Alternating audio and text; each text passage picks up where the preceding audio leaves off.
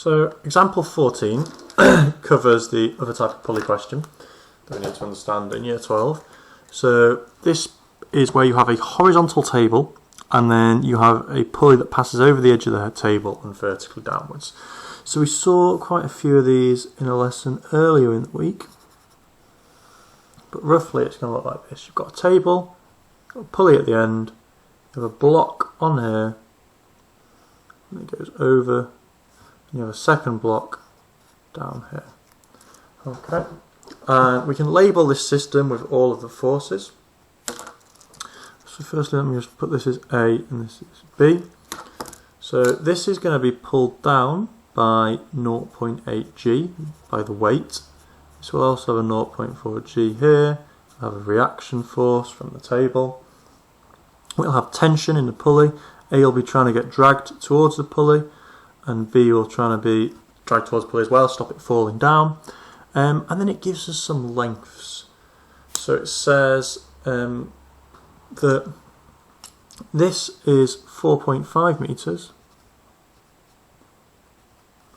and that this one here is only 0.5 meters to the floor. And the final thing is it talks about a frictional force of magnitude 0.08 G opposes A. So A is going to get, B is going to, when we release the system, B will go down from the gravity. That will pull A along the table, which will create friction, which will try and slow it down like this. So there'll be 0.08 G frictional force there. Okay, and then it asks us to find the acceleration of the system. So all we're going to do is, exactly as we've done with all the others once we've got that diagram, is we firstly choose a positive direction. So we expect this B will go down, we've already said that, so that'll be positive there. And the positive is also A moving in that same direction, right, because they're connected. So when B moves down, A moves right. So we've got positives correct that way. And then we set up our equations for each one. So we'll start with A. So for A, the force is going to be T in the positive direction to the right, and it's going to be held back by 0.08 G.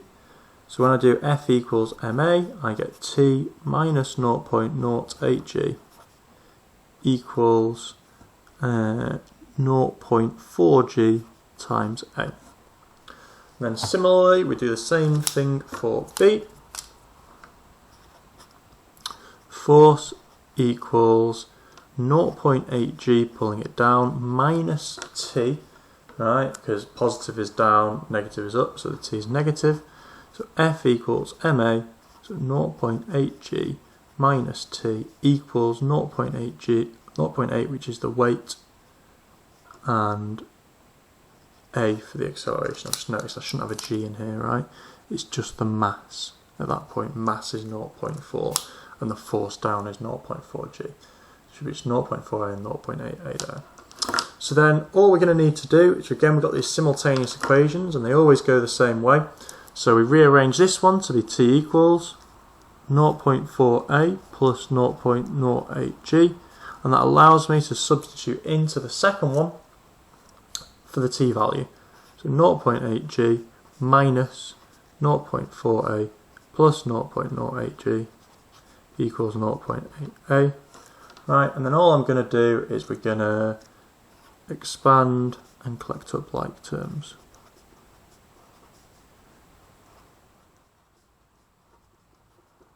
Okay, so this is 0.72 G equals 1.2A, divide it, and on your calculator that will tell you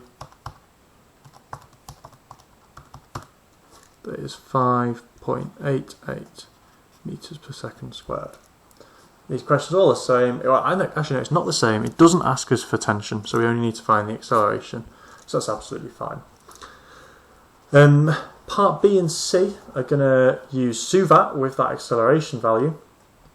So in B it asks for the time taken to reach the ground. So as soon as it starts talking about time and distance, we know that's going to be a SUVAT equation that we're going to use in there. So for part B, we're going to use the fact that A is 5.88. It's already told us we're finding T, the time taken, And then the distance, well, right at the start, remember I said it labelled it as 0.5 to the ground, so we need to cover 0.5 metres before we hit the ground. We then need one more, either U or V, and again the key information is in the question where it tells you the system is released from rest. If it's released from rest, it means at the start the initial velocity is 0. So then I can use my equations of motion, so this is S equals ut plus 1/2 at squared.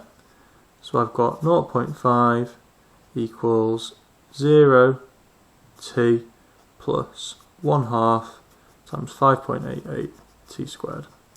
This is 0.5 equals 2.94 t squared. So 0.5 over 2.94 is t squared, which tells us that t is the square root of that answer. So it's 0.5 square root of 0.5 divided by 2.94, which gives us 0.41 seconds to 2 significant figures. Okay, and that's part B. We then have for part C quite a step up in this question. So part C asks us to find the total distance travelled by A before it comes to rest.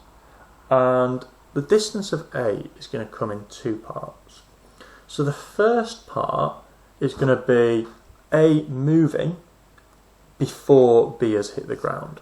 So let's just write that down.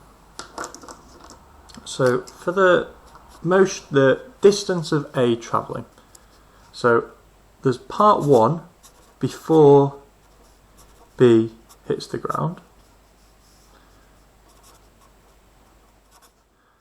and then there's part 2 which is after B hits the ground. Okay. Now the first part before B hits the ground is very simple, because we know that B will have moved 0.5 metres before it hits the ground. Because these two are connected, the only way for B to move 0.5 metres is for A to also have moved 0.5 metres. So A has moved 0.5 metres. Okay, that's the first part. The second part is a lot more complicated. So after B has hit the ground, we need to think about what's going to happen. And two things are going to happen. So the first one is that the string will go slack.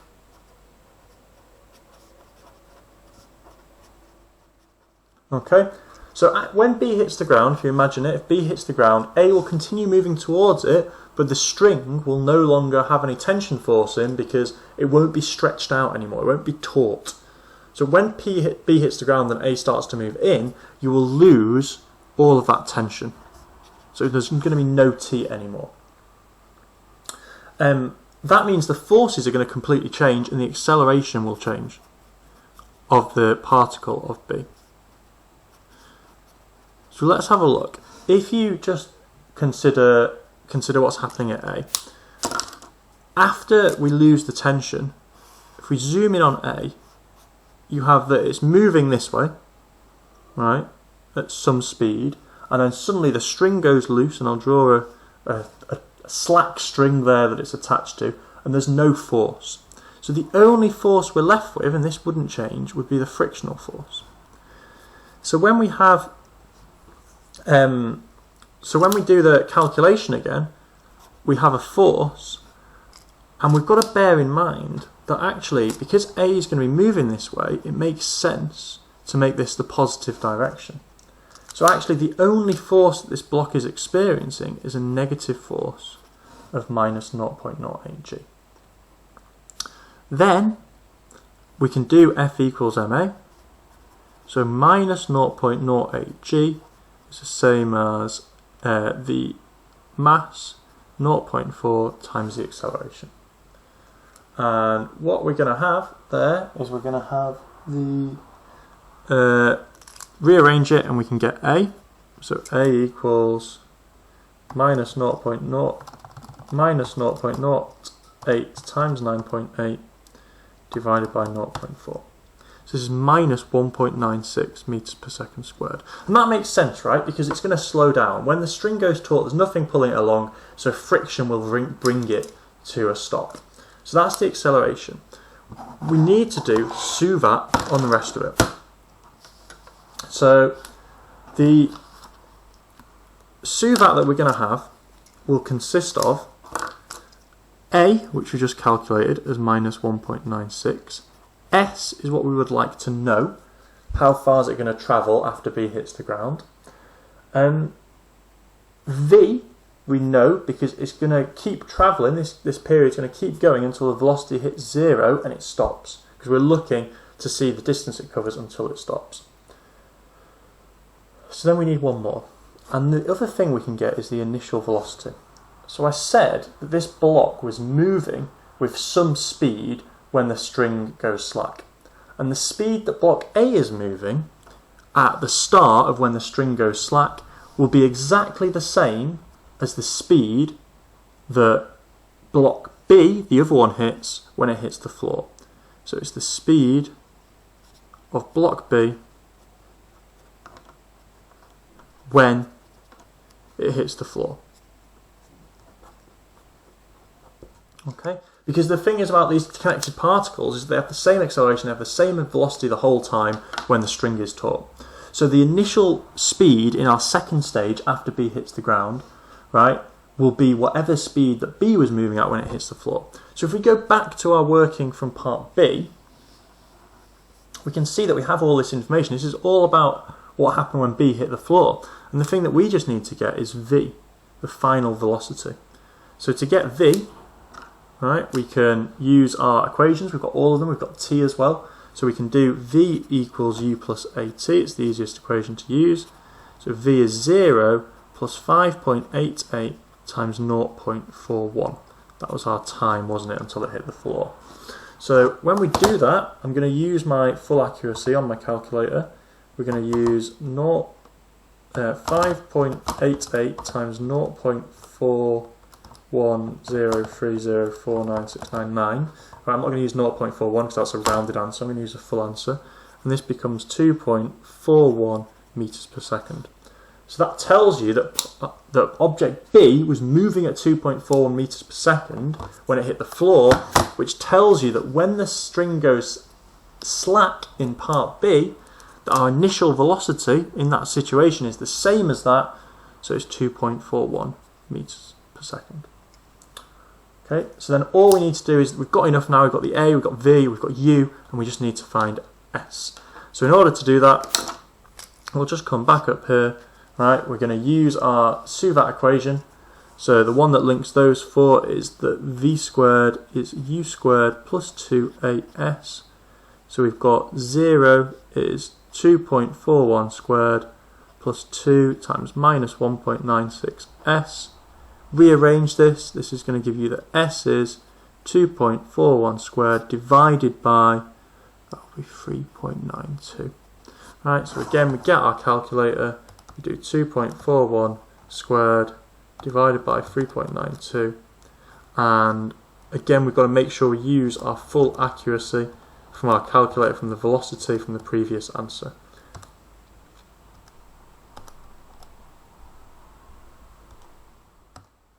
And we should get 1.48 meters there, which is the distance that it moves after the string goes slack.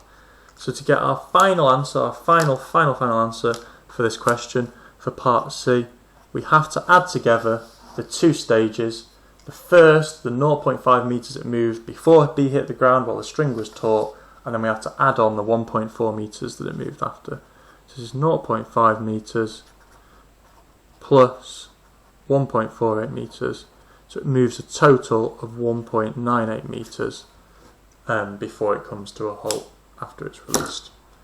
Okay, so certainly not an easy question there, right? Very complicated with the two stages of motion. Certainly one of your more difficult things, because something like that's coming up. That's more of an A or an A star level question, isn't it? it's really the thing about realising that there's two stages and then being able to model them separately and connect it to the speed of the first particle. So very complex there, lots to think about. Pause the video, replay it, see if you can get your head around it, and when you can, move on and have a go at the exercises. It's going to be exercise 10F, and there's only 5 questions, so we can have a go at all of them. Question 1, 2, 3, 4 and 5. Okay, have a go, help each other out. I hope you've understood that and that's made sense.